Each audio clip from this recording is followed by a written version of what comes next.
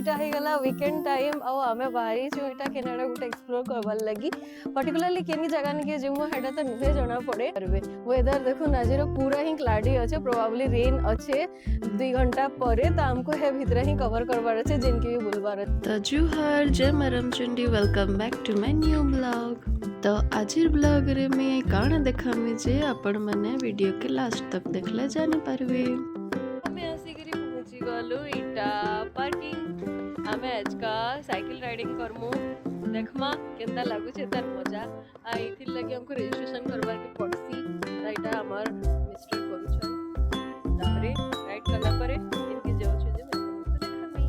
तो रजिस्ट्रेशन कला परे हेथुरु गोटे सिक्योरिटी कोड टे जनरेट हेसी जेंटा के कि एंटर कला परे ही साइकिल टा अनलॉक हेसी अमीटा अनलॉक करी करी अनली तापरे सीट टा टिके एडजस्ट करमे अकॉर्डिंग टू माय हाइट आ तापरे हमें बाहरी जिमु। हमें जाउ छ रिवर्स साइड रे साइक्लिंग करी करी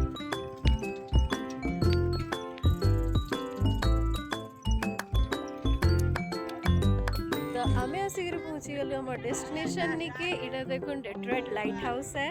इटा आउ इटा होची रिवर साइड वॉक करी परबे बसी परबे चिल करी